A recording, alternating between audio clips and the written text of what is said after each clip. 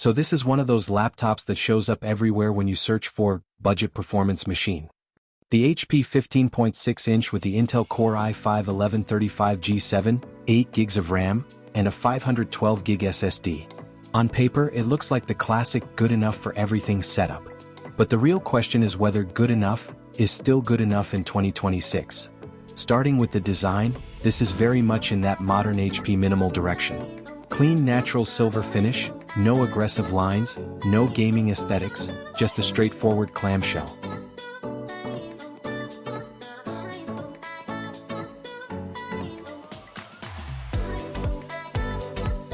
It doesn't try to stand out, and honestly that's kind of the point. It's light enough to carry around daily without thinking twice, and the footprint is pretty standard for a 15.6-inch machine. Open it up and you're greeted with a fairly familiar layout. Nothing flashy, nothing distracting. Just functional. The display is a full HD 1920 by 1080 panel, and this is where expectations matter. If you're coming from higher-end displays, you're going to notice the limits pretty quickly.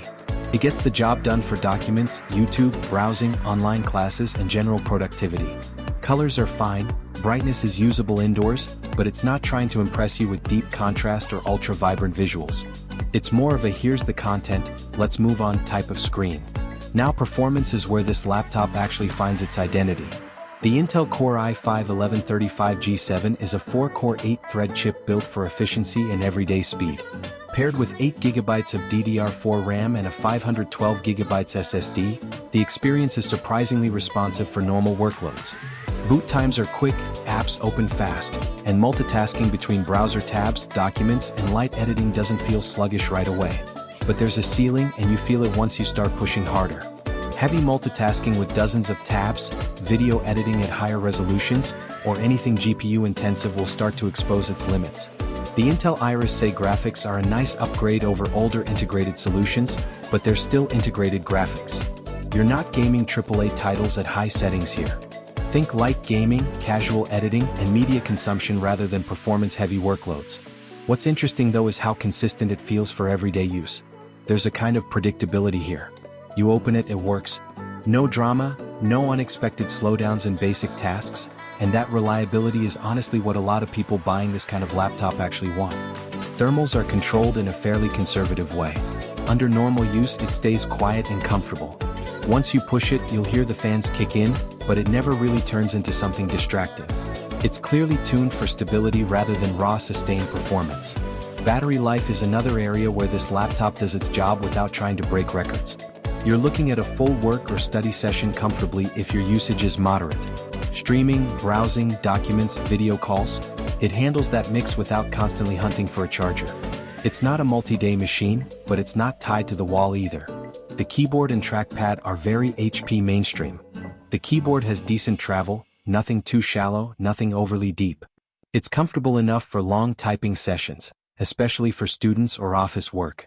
The trackpad is responsive and accurate, though again, it stays in that reliable no surprises category rather than being premium. Ports are practical. HDMI, USB-A, and the usual essentials are here, which makes it easy to connect to external displays or peripherals without adapters becoming a daily requirement. That's something a lot of thinner ultrabooks still struggle with, but this machine avoids that issue. So when you step back, the real identity of this laptop becomes clear. It's not trying to compete with premium ultrabooks.